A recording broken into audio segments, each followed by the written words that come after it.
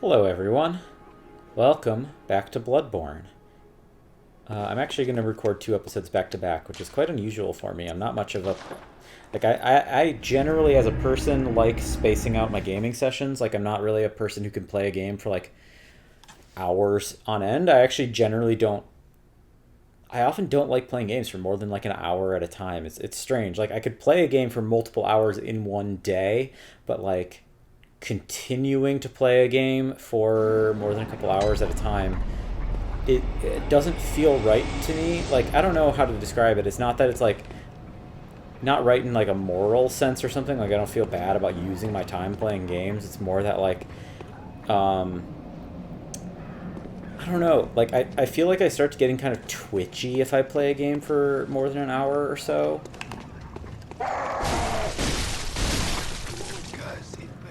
So, I don't know, spacing it out just feels better to me. I feel like I'm much more prone to, like, making mistakes, also, if I play a game too long. When I say too long, I really do mean more than, like, an hour or two, but I'm having so much fun with Bloodborne that I really want to keep it going, and I want to see how far I can get, and we have so many paths to explore. Like, just in the first area, there were multiple different areas we haven't explored, even actually all the way back to... Let's actually run back up. All the way back up to our first area. We never dropped down, because there is a drop down over here that I didn't explore. Yeah, there. Oh, actually, you know what? We've been down there. That's just an alternate way to get there. Okay. We don't need to go that way, I guess. But we never took that path. It is an alternate and, like, viable pathway, though, that we could have just dropped down right there. So, these kind of interlinking levels are a thing that Souls the Souls series is really known for, especially Dark Souls 1. And, it's very true in Yharnam of this game. As I understand it, it's not really true in, like, the later sections as much. Hello. I really don't want to face these guys 2 at a time, so let's hope.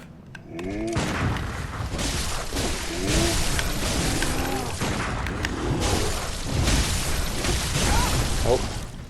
And there I go. I almost got him, but I didn't time my shots correctly. Getting my souls back won't be hard, though. I mean, he's right there. That's the advantage of opening that shortcut, of course, is that I can now just, like, immediately get back to him, and it's like a 1-second thing to, I really want to get the timing down on the shooting, because I think it's going to be really important. Like, that's certainly true of when I've played Dark Souls. Like, Dark Souls 1, at least, like, once you get the timing down for,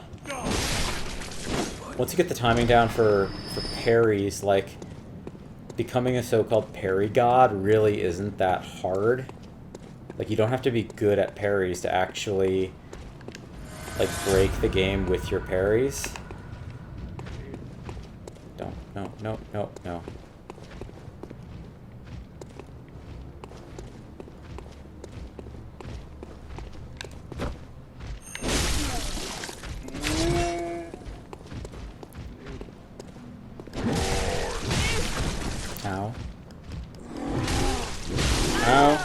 Okay, I made a mistake again. I really have to stop trying to... He has so much poise. I really can't push through him. Good to keep in mind. So, back to the lore that we were kind of starting to approach at the end of the last episode. We're really starting to get this idea that Yharnam is a city where blood is not just a important, you know, medical resource, but it is this kind of thing around which Yharnam is kind of organized. Yharnam is like a city of blood, or like for and of and by blood.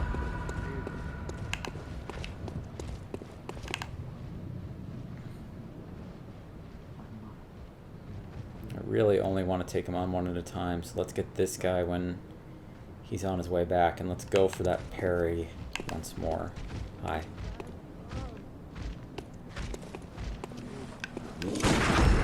Yes! Parry.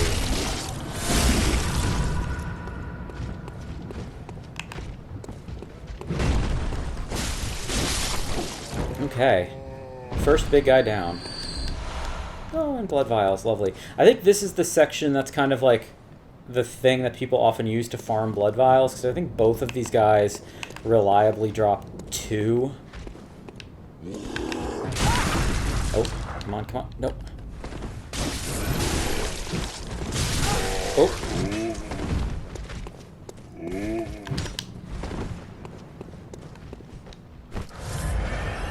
Which I've now squandered, but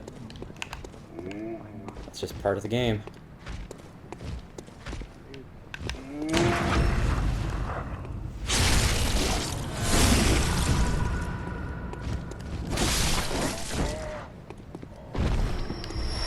Yep, okay. So this is like an area that when people are really low on blood vials, you can just like re-farm these 2 guys over and over again, and that seems to be like kind of a go-to, which I don't really want to do. This is another reason that I was kind of waiting for the PC version of this game. Like, if it ever does come to PC, I'll probably do another playthrough, but I imagine that like when it comes to PC, one of the first fan mods that will come into existence is either like increased drop rates, or maybe just like a more of like an Estus-like system where you automatically get back up to 20 vials no matter what. Like, I don't know. I don't think people really have fun with having to do the farming. So, oh, and that's there. Okay, I know where we're at. Cool. Anything back here? No. Man, sorry my thoughts are so scattered, but there's so much to cover and so much to talk about because I'm so fascinated by this game's world and lore, but something I always tell myself I want to, like, either tell a lore channel to talk about at some point is I do think it's noteworthy in the architecture that you get all of these, like, 3-ring things. Like, you can see them up there in these windows, and that's, like, a very classic Christian thing. And although the devs did try to scrub the game largely of, like, device is not currently operable. Okay. So this is an elevator to a different zone, presumably. The devs try to scrub it of, like, too much obvious Catholic imagery, or religious imagery in general. But the interlinking 3 rings are, like, this super common thing that shows up in a lot of different contexts in like cathedrals and things. It represents the Trinity, of course, which is this important Christian concept of Father, Son, and Holy Spirit as 3 manifestations of a single God. What's up here? This is where that item was. Okay.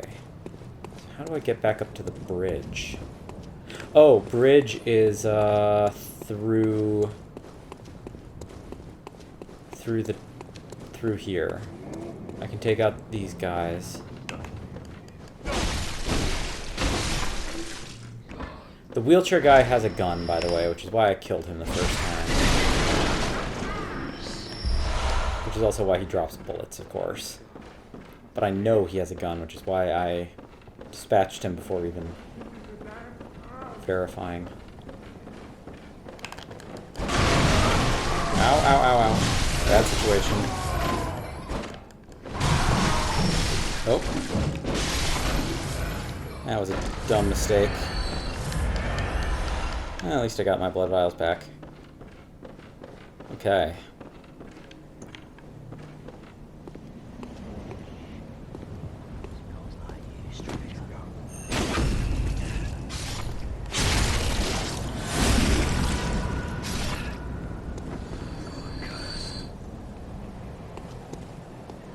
So there's werewolves over there. Don't want to deal with them. Very dangerous. I could cheese them. I could lure them over here, and they can't fit through this door. But not ideal. I don't know if they do or don't come back though if I take them out. Let's just go this way for now.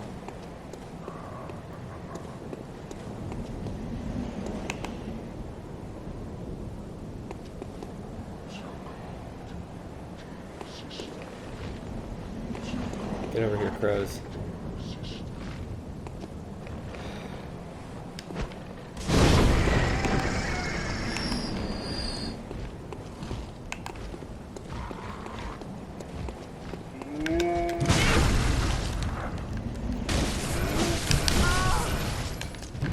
Nope, nope. And I died on the bridge. That's stupid. I got greedy. Shouldn't have. Shouldn't have gotten greedy.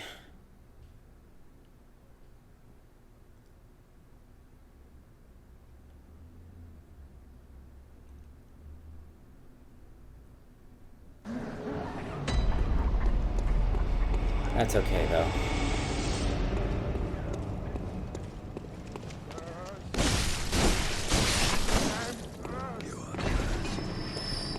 Oh, search corpse. Oh, nice.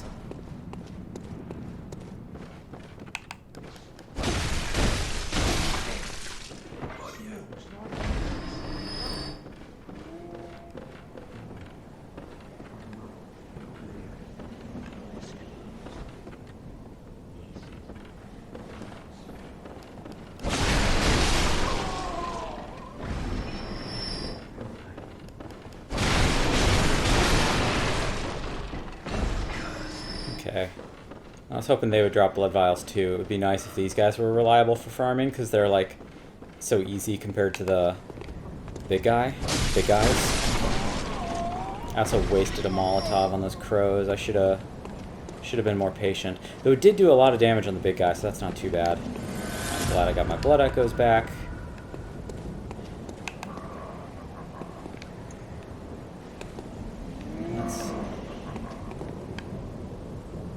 Let's draw him real quick.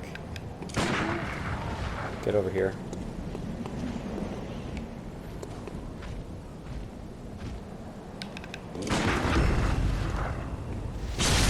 So you can actually, I mean, that counts as an attack animation, so you can actually get him pretty early into the attack cycle. Oh, and he drops 2 more blood vials. That's great. Come on, guys. Scary beasties. Okay. It's time for the Screechy Boy. First boss. I'm going to try not to use too many Molotovs on him, but I'm kind of intrigued. I want to see how much damage they do, and we'll kind of see where it goes from there.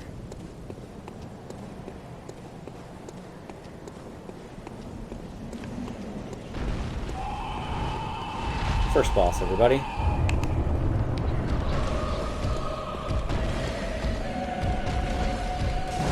That's not a lot of damage.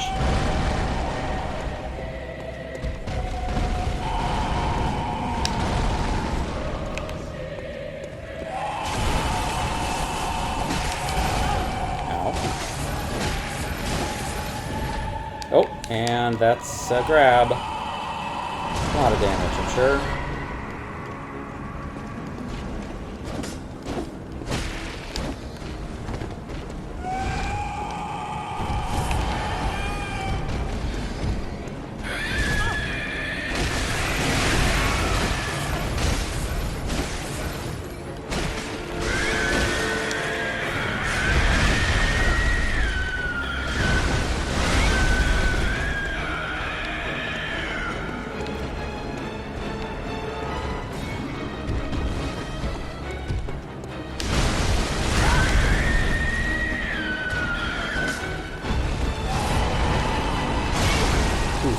And I'm dead.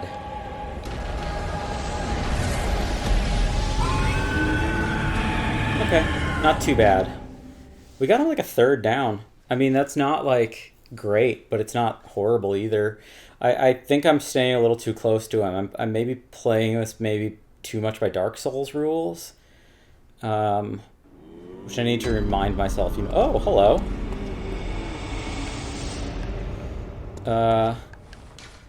Consume insight and ring the beckoning bell to enlist cooperation of hunters from other worlds. Silencing blank ends such forms of cooperation. Okay, so I got each of those. Hello, doll. Okay, so it's insight that brings the doll to life, which you can see in the top right corner below my blood echo counter. There is a I, with the letter, or number 1, which I now have 1 insight, which I gained from seeing the boss. So not only is insight something that you can get from consuming insight and ring the old hunter bell to enlist cooperation. Okay. Not only can you get insight from items like Madman's Knowledge, you also, just witnessing bosses increases your insight. And there's other advantages and disadvantages to insight, as I understand it. Among other things, there's a state called frenzy, which is really negative, which is negatively affected by how high your insight goes. But let's talk to the doll. Hello, good hunter. I am a doll, here in this dream to look after you. Honorable hunter, pursue the echoes of blood, and I will channel them into your strength. You will hunt beasts, and I will be here for you, to embolden your sickly spirit. Okay, so you can do Channel Blood Echoes is level up. Very well. Let the echoes become your strength. Let me stand close. Now shut your eyes. Which we don't have any, but we need 829 to level up, and that number will go up as we level up. I suspect if we get my echoes back, I will probably be able to level up 3 or 4 times, which would be nice. I would love to like get 3 or 4 or 5 levels, and we could also use that Cold Blood Dew to pop a few as well, but I don't know how much it's worth, so we won't for now. Did you speak with Gehrman? Yes. He was a hunter long, long ago, but now serves only to advise them. He is obscure, unseen in the dreaming world. Still, he stays here, in this dream. Such is his purpose. Farewell, good hunter. May you find your worth in the waking world. The doll is much beloved by the community for her calming presence, her usefulness, and I think she's like one of the more unambiguously good people in this story. Like, if you can even consider her a person, she seems to be motivated very. I don't know, as a benefactor in some capacity or something. Like, some of the other figures are a little bit questionable. Like, Gehrman has a very spotted past we will learn about as the game goes on.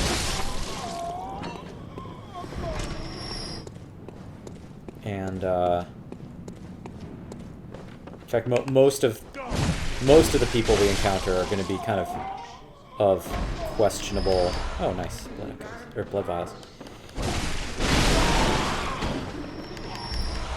Continuing to farm him for Quicksilver bullets is also a good plan, so I'm going to stick to that as often as possible.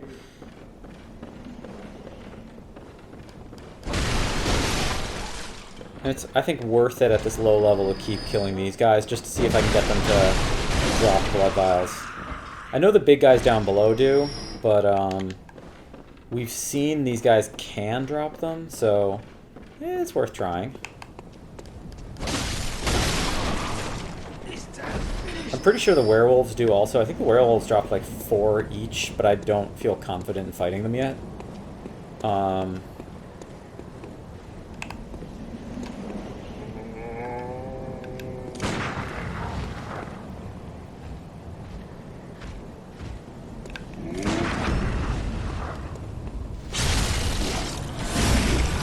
So I really don't want to risk that.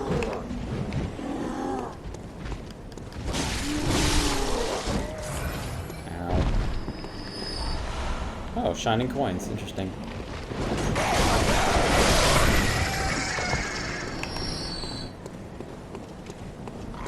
Come on.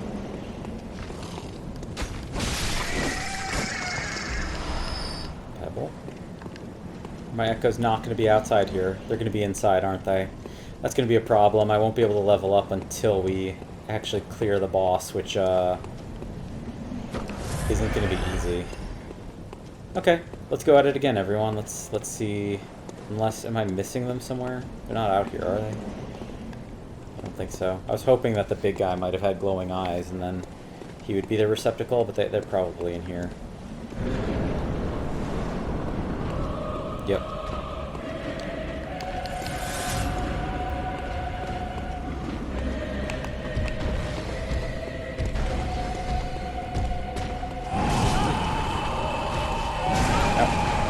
Off to a good start. Okay, let's maybe try going around not the big arm side.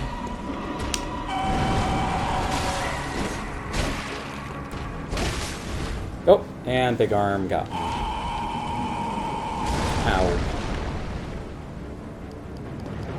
Rally, rally, rally.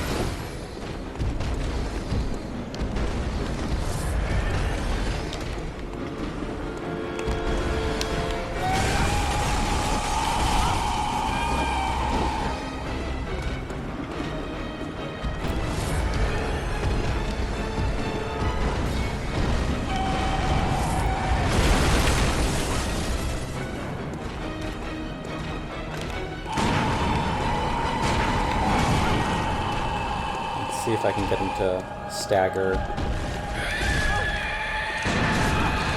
Not really.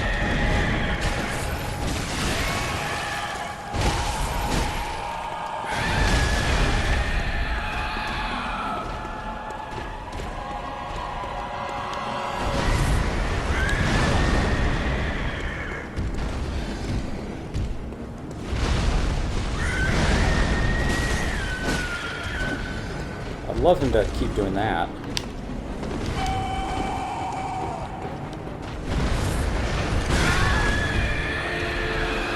Okay. He's really not prone to staggering, huh?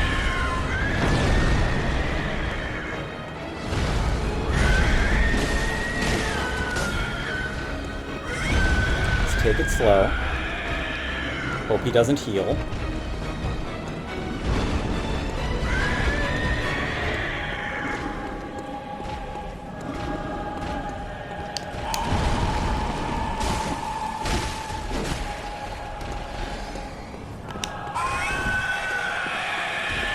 Okay, we got him down by a third again.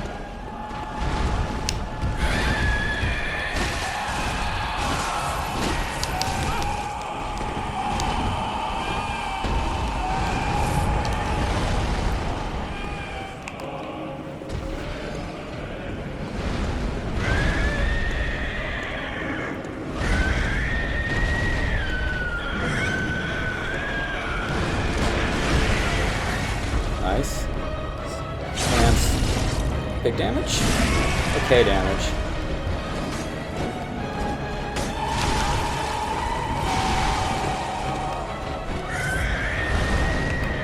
Got him stagger at least. That's cool.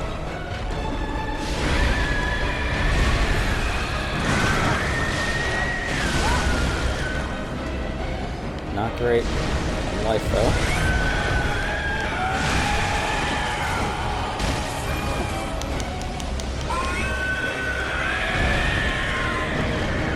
Okay, we got him down to half, so that's not bad. We have a little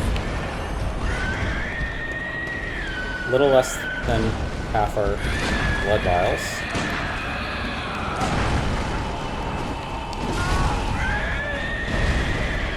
A little less than half our bullets.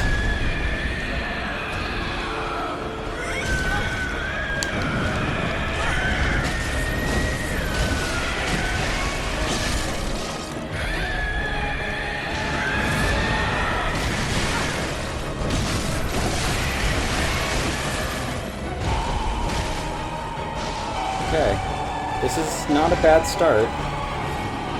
Let's not get greedy.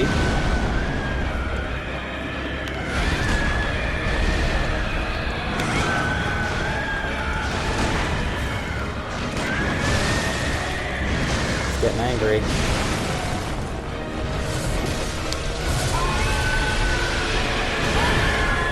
Getting greedy.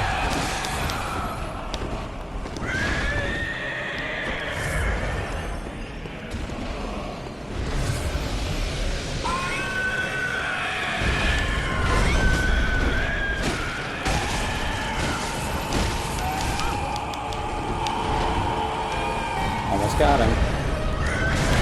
Ow. Don't get greedy, don't get greedy.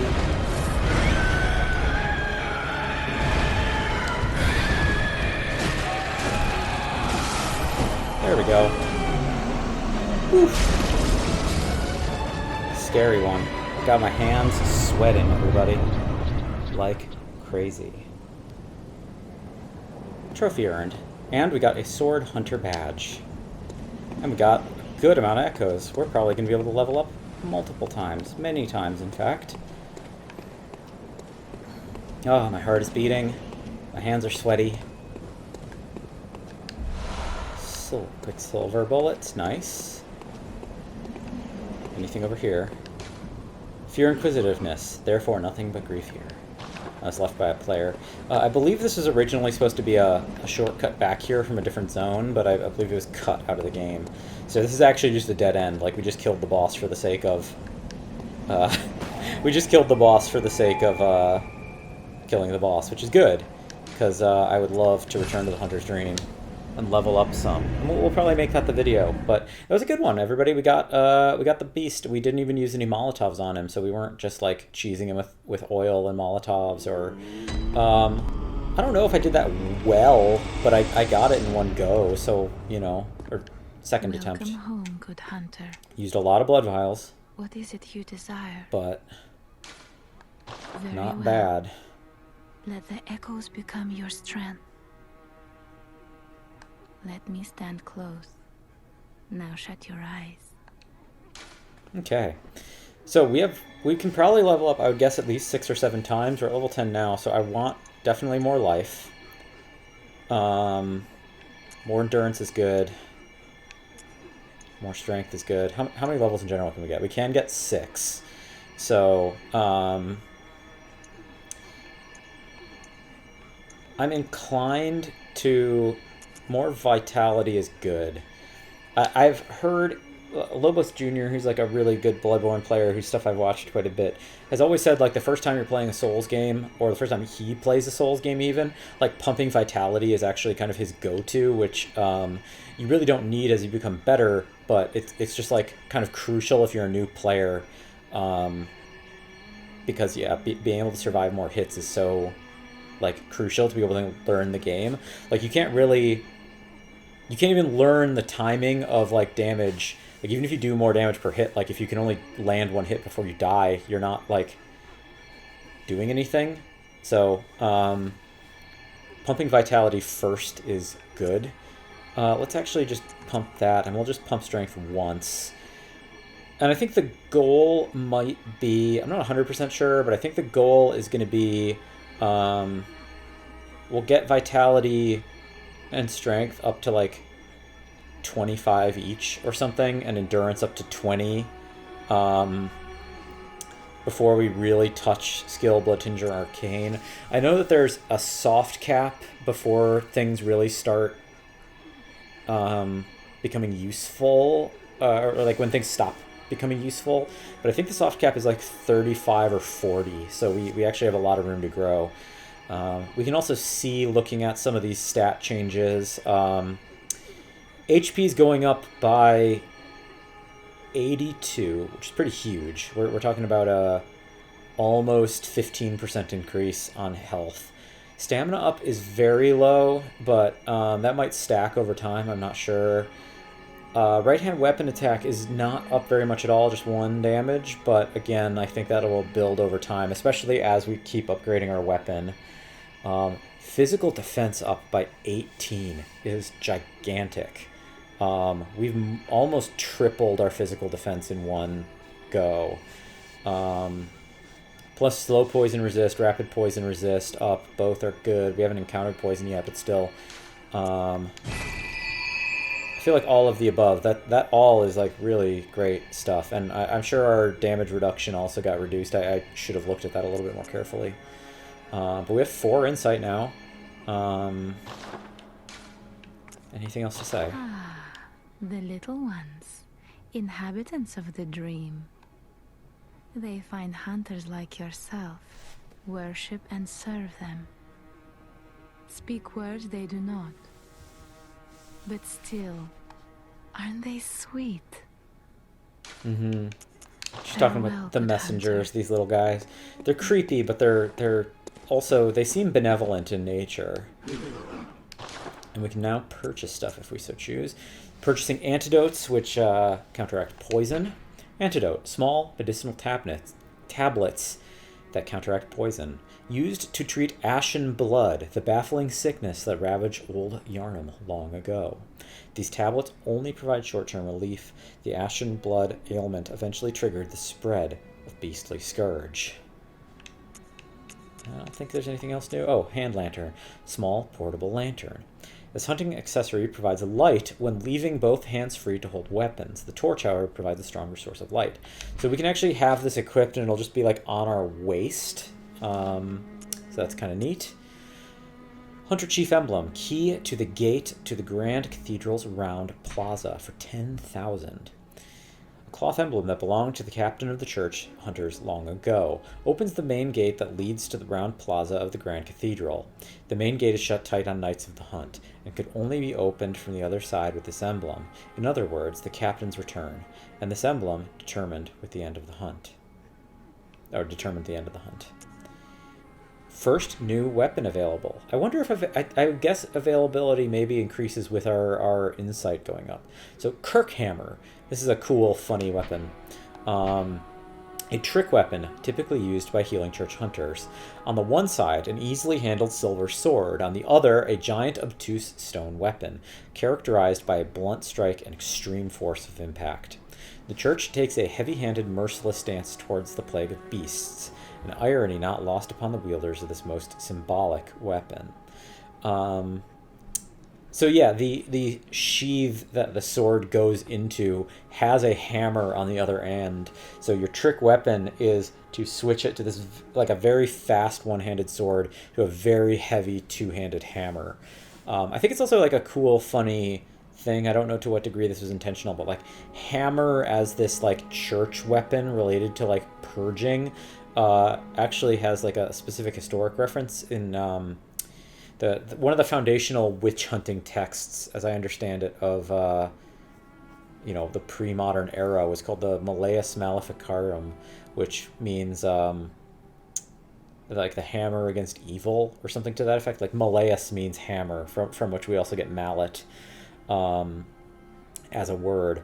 So yeah, the idea of hammer as this like, I don't know, like crushing evil or something is like a symbolic gesture that shows up here as well. Oh, new gun also, the repeating pistol. Repeating pistol typically used by healing church hunters. Crafted with mostly metal parts and exhibiting a complex design, the repeating pistol fires 2 shots at once, making it a ravenous consumer of quicksilver bullets. Should be used sparingly compared to its workshop counterpart, as the trump card in one's arsenal. No new armor. None of that, none of that, none of that. Okay. What can we sell if we want to sell anything? Oh, we got shining coins, which are new. Various coins that are particularly luminous. There are very few uses for spare change during the hunt, but these will serve as guides through the darkness. Or one could save them until morning, if it ever comes. So this, I think, is for probing depth. Like, if you don't know how... I'm not positive, but I guess, like, if you don't know how far a drop is, you can drop them and see how far they go.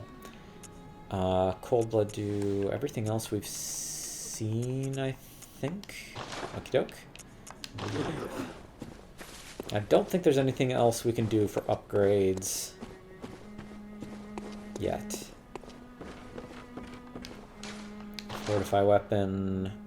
Yeah, we still need blood shards. Repair weapon. We can repair this, which we should do just to keep it all good. And we need a tool to get that to work. Our guy is still gone. I think I heard him crying. He might be down in the garden. Again, Gehrman has a very spotted past, so he might be weeping sort of in regret for sins of the past, so to speak.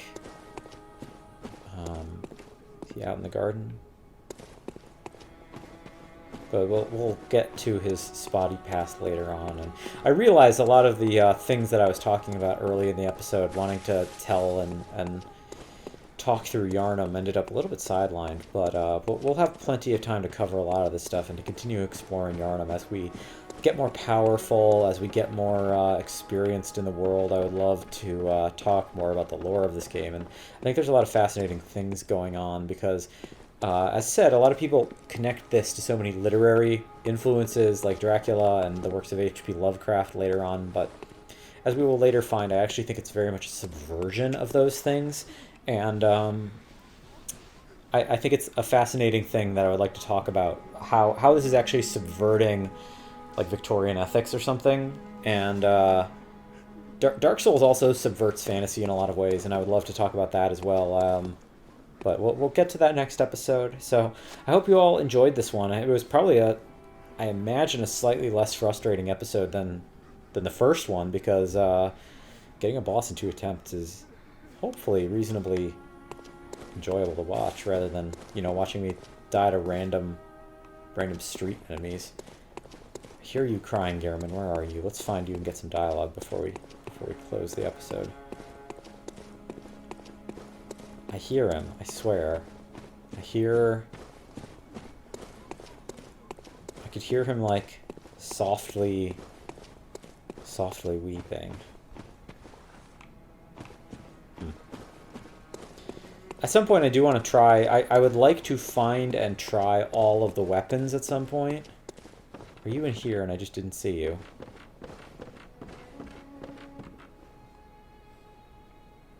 No. Where are you?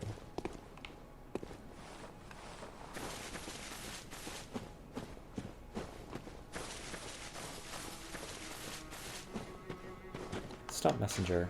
The stump appears linked to the nightmare, but there are no messengers. You've got to be over here, aren't you? There's nowhere else really for you to be.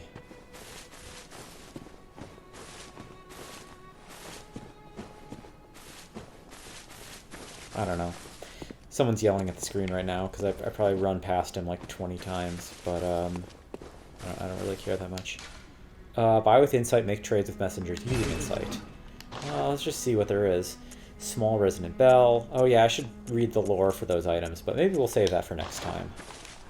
So, this is session 3 of Bloodborne, everybody. I hope you are having a good time. For people who are more experienced in the game, I hope you're not too annoyed by my troubles. By people who are new to the game, I hope you're not too annoyed by what I already know. But I'm having a lot of fun. I'm so excited to finally be playing this modern classic. So, thanks so much for watching, everybody. We'll hope to see you next episode.